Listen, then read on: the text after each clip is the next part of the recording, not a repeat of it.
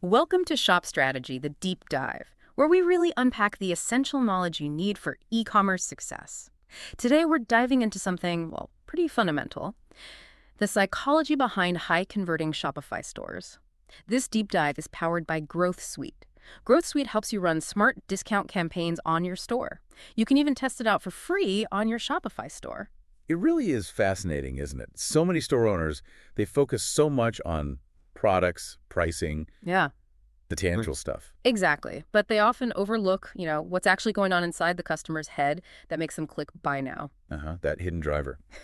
So we've gone through a lot of material, a lot of research on these psychological principles in online shopping. And our mission today really is to give you the core insights, the practical strategies you can actually use. Right. To transform your Shopify store, essentially, into a conversion powerhouse by understanding those underlying forces. We're looking at everything from trust signals and social validation. Cognitive biases, those mental shortcuts we all take, and even emotional triggers. It's the whole picture. What makes online shoppers tick and, crucially, what makes them buy. And it's how all these pieces fit together, That combination creates what you could call the psychology of conversion. Get it right, and it just guides visitors naturally towards making that purchase. Okay, let's dig in. First things first. How is shopping online psychologically different from, say, walking into a physical store? It's got to be more than just not being able to, touch the stuff. Right? Oh, absolutely. Not being able to physically interact is definitely part of it. But the bigger thing online is the heightened need for trust. Right, because you don't have that face-to-face interaction. Exactly. In a real store, you get a vibe, you can chat with someone. Online, your store, your website, it has to work much, much harder to build that confidence. So there's more emphasis on how information's presented and this sort of constant, maybe subconscious risk assessment going on. Precisely. The customer is always evaluating. Is this legit? Can I trust them with my money, my details? Okay, that makes sense. So let's trace that customer journey from a psychological angle. Starting right at the beginning, awareness, they've just landed on your site. What's happening in their head? Okay, awareness stage. They're basically exploring. They're asking themselves, subconsciously maybe, is this relevant to me? And does this place look trustworthy? And those first impressions, they happen incredibly fast. How fast are we talking? Studies suggest people form judgments about a website's credibility, and get this, as little as 50 milliseconds. Wow, 50 milliseconds. Yeah. That's almost instant. So what are the absolute key psychological factors in that tiny window? Visual appeal is huge. Professional design signals credibility straight away. Then, clear value propositions, what's in it for them? Does it solve their problem? And navigation, too, I guess, if they can't find stuff easily. Absolutely critical. Poor navigation increases cognitive load. That's the mental effort required. If it's too hard to figure out, they'll just bounce. Okay, so they get past that 50 millisecond test. They like the look. They think you might have what they need. They move into the consideration stage. What's the shift there? Now they're actively evaluating. They're comparing you to other options. They're essentially in research mode, looking for confirmation. Confirmation that you're the right choice. Exactly. They need evidence. Will this product really solve my problem? Is it better than the alternative I saw elsewhere? So what psychological levers are most important at this point? Detailed product information becomes key. You need to anticipate their questions. Social proof reviews, ratings starts to weigh heavily. They want to see what other people thought. And maybe clear comparisons, if you can offer them. Yeah, anything that highlights your unique advantages helps them justify the choice. All right, they've done the research. They're leaning your way. Now the decision stage. This feels like the make or break moment. It really is. Yeah. They've pretty much decided they want your product, and this is a big but, psychological hurdles can still pop up and stop the sale. Like what? What kind of hurdles? Fear of making the wrong choice is a big one. Worrying about wasting money, sometimes just decision fatigue, feeling overwhelmed by the final steps. So how do we smooth that path? Help them over those last few hurdles. Risk reducers are vital here. Think clear guarantees, easy return policies. These soothe that fear of making a mistake. Okay. Urgency and scarcity tactics can also nudge them past procrastination. And, of course, a super streamlined, easy checkout process is non-negotiable. Minimize that friction. Right. Reduce that cognitive load again. Growth Suite could actually help here, couldn't it? By letting you clearly show guarantees or limited time offers right in the checkout. Yeah, reinforcing value and reducing perceived risk at that critical point is smart. Okay. Miracle occurs. They click buy now, transaction complete. Journey over. Psychologically, not quite. There's often this little niggle afterwards called cognitive dissonance. Ah, buyer's remorse, that feeling of, did I make the right call? Exactly. So how you handle the post-purchase phase is crucial for turning that one-time buyer into someone loyal. So what should we be doing after the sale then? Well, an immediate purchase confirmation email is a must. A simple thank you goes a long way. Reassurance. Yes. And then follow-up emails that reinforce the benefits of their purchase can really help solidify their good feelings and obviously make support super easy to access if they need it. It's all about reducing that post-purchase doubt. Got it. Now let's dive into those cognitive biases you mentioned earlier. These mental shortcuts sound fascinating, almost like hidden persuaders. They really are powerful. Our brains use them constantly to make sense of the world quickly. They're efficient, but not always rational, And understanding them gives Shopify owners an edge. Definitely. It helps you frame your offers and design your store in ways that resonate more deeply. Okay, let's break some down. Loss aversion. I've heard the pain of losing is felt more strongly than the pleasure of gaining something equal. How does that play out? Precisely.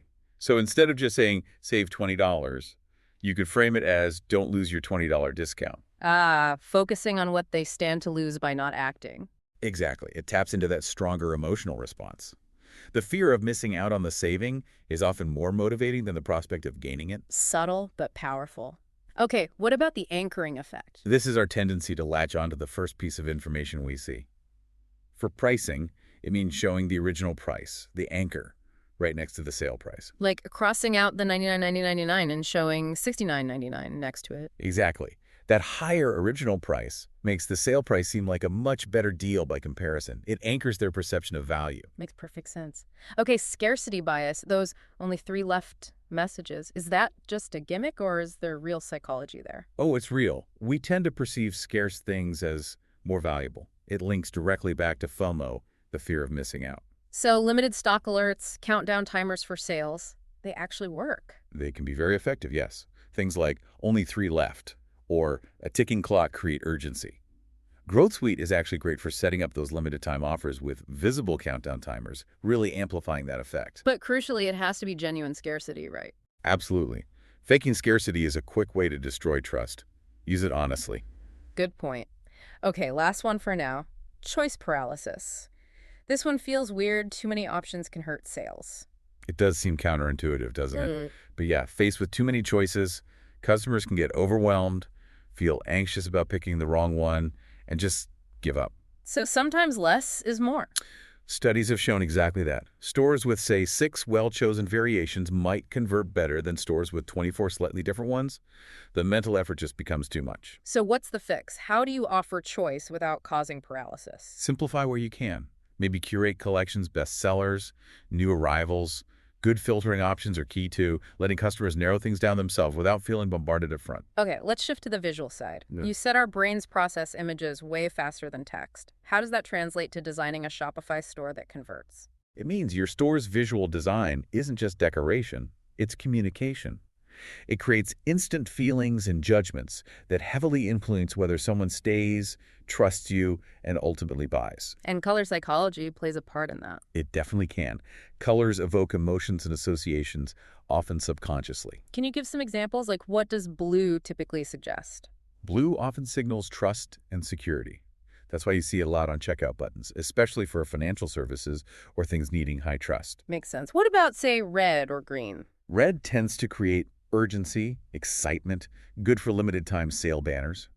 Green often implies growth, positivity, maybe eco-friendliness. Orange feels energetic, friendly, good for calls to action sometimes. And black? Black often conveys luxury, sophistication, exclusivity. Think premium brands. But context matters. A HubSpot study famously found red call-to-action buttons beat green ones by 21% in their tests, which surprised some people. So it's not totally prescriptive. You have to test. Exactly. But understanding the general associations gives you a starting point. Beyond color, what about the page layout itself? The visual hierarchy? How you arrange elements guides the eye. You want to lead people towards conversion points, product details, the add to cart button. Are there common patterns people follow when scanning a page? Yeah, research often points to F patterns or Z patterns for Western audiences reading left to right.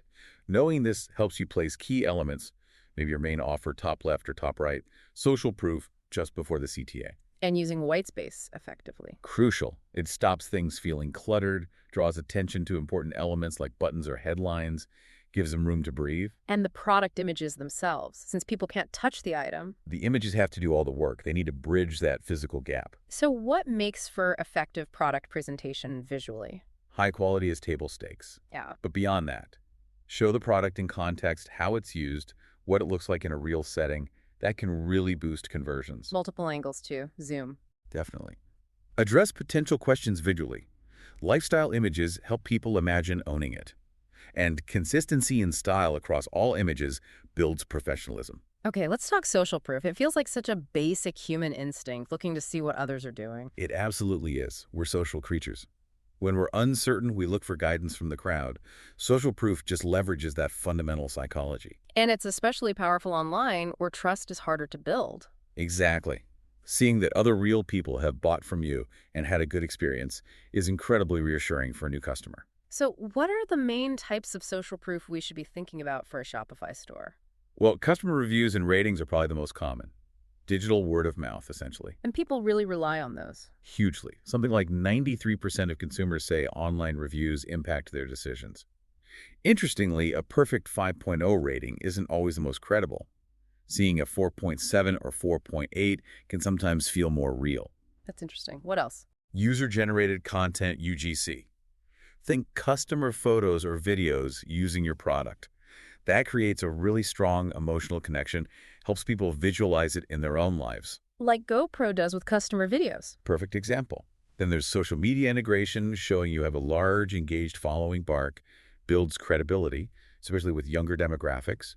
It creates a sense of community. And influencer endorsements. Yep, that taps into authority biases. We tend to trust recommendations from people we see as credible or expert. Micro-influencers can be particularly effective here because their endorsements often feel more authentic. Okay, so how do we actually get these onto our Shopify store? Let's start with reviews. Are there good apps for that? Yeah, loads.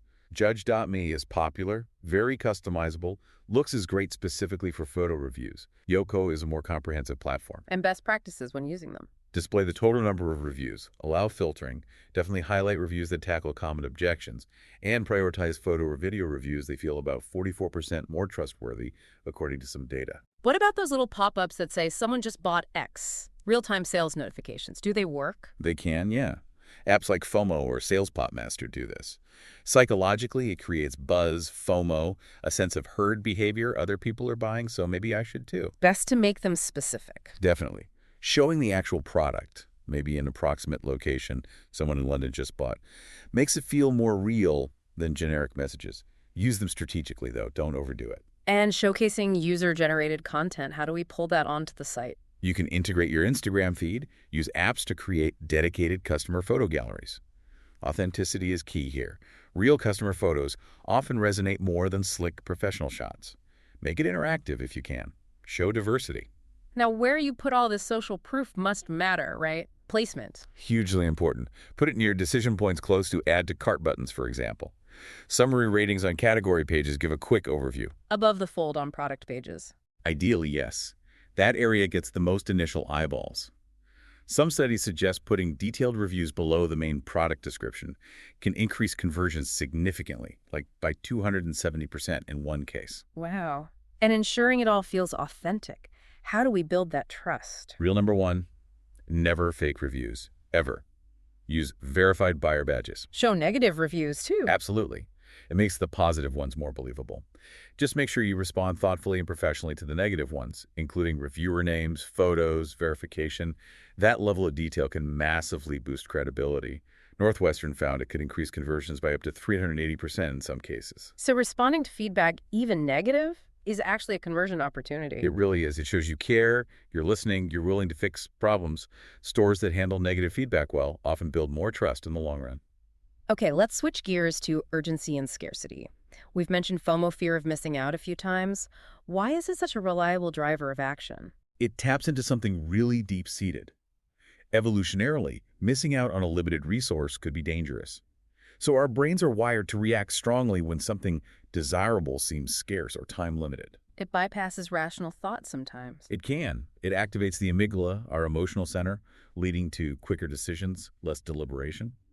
Research shows people might even pay up to 26% more for something they perceive as scarce and feel happier about the purchase afterwards. And how does scarcity influence how much we value something? We tend to use scarcity as a mental shortcut for quality or desirability.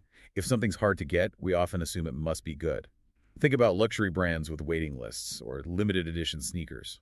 That's scarcity heuristic. So what are some solid ethical ways to create urgency and scarcity on a Shopify store? Limited time offers with countdown timers are classic. They provide a clear visual deadline. Lots of Shopify apps do this well. Countdown timer bar, ultimate special offers, etc. Key is making the deadline real, I assume. Absolutely. Genuine deadlines are crucial. Reasonable time frames, too, maybe 24, 72 hours often works well. Coordinated across your marketing channels. CXL Institute found timers boosted conversions by 9%, especially near the Add to Cart button. What about limited stock levels? Highlighting low inventory works well, too. Displaying actual counts, only 3 left. Or threshold messages, low stock. Use color coding, maybe. Is only 2 left better than only 12 left? Baymard Institute suggests the impact is stronger with very low numbers, yeah. But again, only use it when stock is genuinely low. Prominent placement is key. And exclusive or limited edition products. That taps directly into scarcity and exclusivity. Think special versions, collaborations, seasonal items.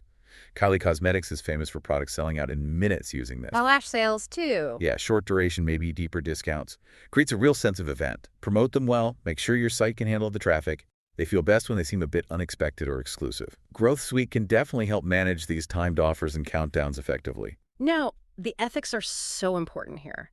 How do we avoid slipping into manipulative territory? It comes down to honesty. Never, ever use false scarcity. Don't have timers that magically reset. Don't claim low stock when you have warehouses full. Because trust is everything. It is. Once you lose it, it's incredibly hard to get back.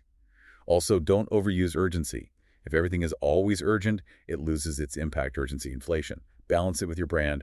Be transparent. Okay, let's move to the checkout, the infamous cart abandonment problem. Yeah. Why do so many people bail right at the end? What's the psychology?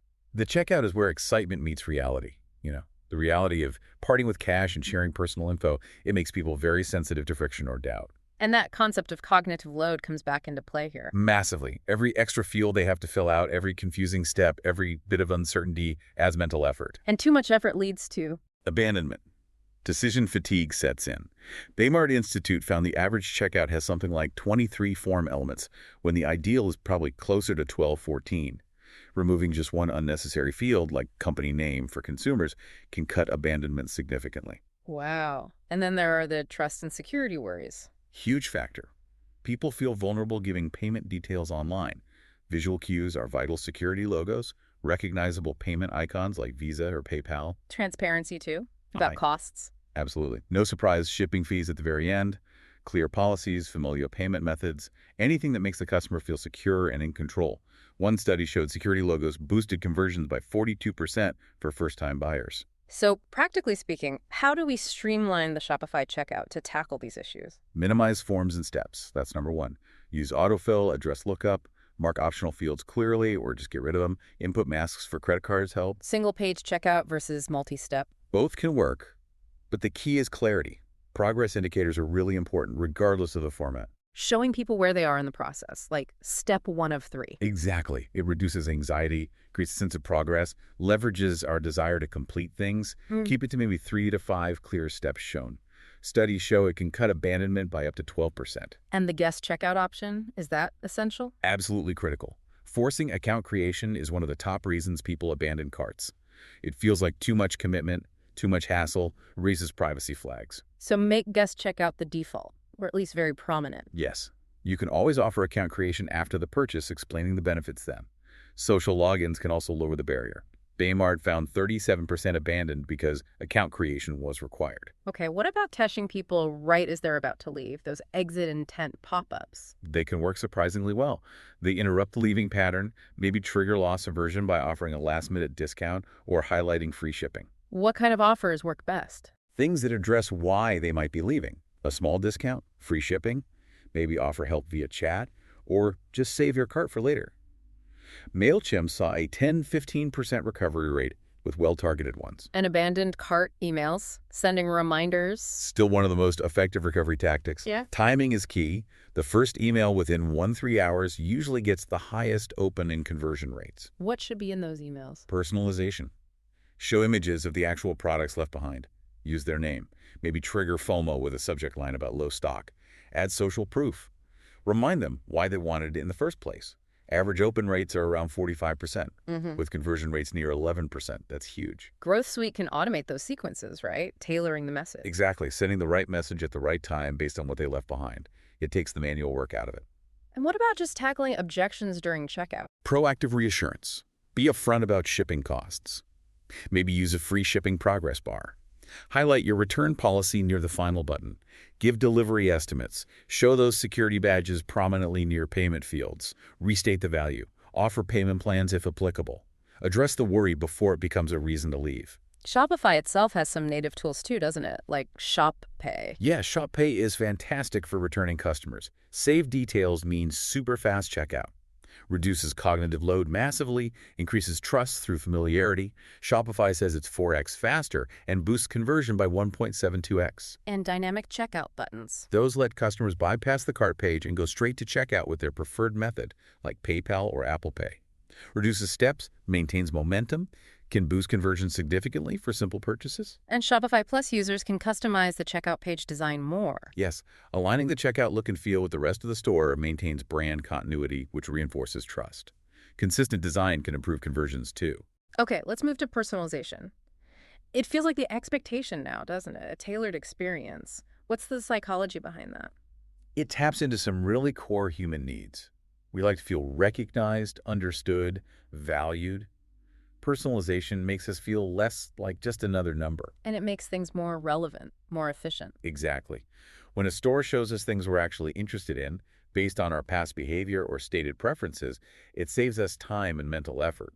It feels good. It satisfies our desire for relevance and efficiency. And we know this translates to better business results, loyalty sales. Oh, definitely. McKinsey research points to revenue increases of 10-15%, conversion rate bumps of 10-30% from personalization. Strongest in luxury and lifestyle, but applies across the board. It creates that segment of one feeling, activating reward centers in the brain. Growth Suite seems built for this kind of segmentation and targeted offers. It really is. Understanding different customer segments and tailoring campaigns to them is exactly what effective personalization is about. So what are the main ways Shopify stores can implement personalization? Product recommendations are a common one. Frequently bought together. Customers also viewed, recommended for you. Using AI for this is getting increasingly sophisticated. Apps like Recommendify or LimeSpot do this. How do they work? Some use algorithms machine learning to spot patterns. Others are rule-based. The merchant sets conditions. Psychologically, seeing relevant recommendations can trigger the endowment effect. We start feeling ownership even before buying. Brilliance found personalized recommendations drove up to 31% of revenue for some stores. What about dynamic content? Changing the site based on the user? Yeah, tailoring the homepage, showing recently viewed items, different banners based on location or past purchases. Adapting product collections, maybe sorting them differently based on preferences, highlighting relevant features. Why does that work psychologically? It increases processing fluency. We prefer information that's easier for our brains to process. Seeing relevant stuff first makes the whole experience feel smoother, more intuitive. Episerver found dynamic content could boost return visits significantly for first-time visitors. And personalized email marketing. Still huge ROI here when done right. Segmentation is key based on purchase history, engagement, interests, where they are in the customer lifecycle. Using behavioral triggers. Definitely. Automated emails for post-purchase follow-up, browse abandonment, back-in-stock alerts, birthday offers. It leverages the cocktail party effect, our tendency to tune in to personally relevant information. Campaign monitor data shows personalized subject lines get 26% higher opens, personalized content gets 6x higher transaction rates. But privacy, that's the big elephant in the room with personalization, isn't it? How do we get the balance right? Avoid being creepy. Transparency is absolutely essential. You have to be upfront about what data you're collecting and why. Explain how it benefits the customer, better recommendations, more relevant offers. Make privacy policies clear and accessible. Yes, and maybe even explain it in context right when you ask for the data. Offer immediate value for sharing. Harvard Business Review found 75% are willing to share data with trusted brands, but only 15% think companies are actually transparent about it. That's a huge gap. And giving customers control. Fundamental. People need to feel in control. Offer clear preference centers, easy opt-outs, ways to edit or delete their data. Psychologically, having control reduces anxiety and increases investment in the relationship. Salesforce found 75% expect the ability to stop companies using their data. So sophisticated personalization needs sophisticated and transparent control. Growth Suite focuses on privacy compliance too, right? Yes, that's crucial. You need tools that allow powerful personalization while making it easy to respect user choices and comply with regulations like GDPR or CCPA. Okay, this has been incredibly comprehensive. We've covered so much ground on the psychology behind Shopify conversions. If we had to boil it down, what are the absolute key takeaways for our listeners? I think it's about understanding those core psychological drivers: trust, social proof, managing cognitive biases, using urgency ethically, streamlining decisions, personalizing respectfully, and realizing they all work together. It's not just picking one tactic. Right. It's about creating a cohesive experience. And, critically, it requires continuous testing and optimization. These are general principles, but how they apply best to your specific audience and product, you have to find that out through experimentation. A/B testing different approaches. Exactly. Treat it like an ongoing experiment. Test headlines, button colors, scarcity messages, checkout flows, measure the results, refine, repeat. Even small conversion rate gains add up significantly over time. And always keeping ethics front and center. Absolutely. These psychological tactics are powerful, and with power comes responsibility. Use them to genuinely help customers find what they need and feel good about their purchase, not to manipulate. Ethical application builds long-term trust and loyalty. So for a Shopify store owner listening right now, wanting to put this into action, what are the first steps? I'd say first, audit your current store. Look at it through this psychological lens we've discussed. Yeah. Where are the friction points? Where could trust be higher? Where is social proof weak? Then prioritize. Yes. Focus on areas likely to have the biggest impact with reasonable effort. Check out optimization and product page improvements are often high-return areas. Choose the right tools. Yeah, look at the Shopify App Store for tools to help implement these strategies. Review apps, countdown timers, personalization engines like the ones we've mentioned. And implement methodically. Test and measure. Crucial. Change one thing at a time if you can, so you know what actually moved the needle. Track your key metrics: conversion rate, average order value, maybe even customer lifetime value. Then refine based on data, not just hunches. It sounds like a continuous improvement cycle. That's exactly what it is. Consumer psychology isn't static, and your store shouldn't be either. It really boils down to understanding how people naturally make decisions online, and then designing an experience that feels harmonious, helpful, and trustworthy. This deep dive was powered by Growth Suite. Growth Suite really helps you put these principles into practice.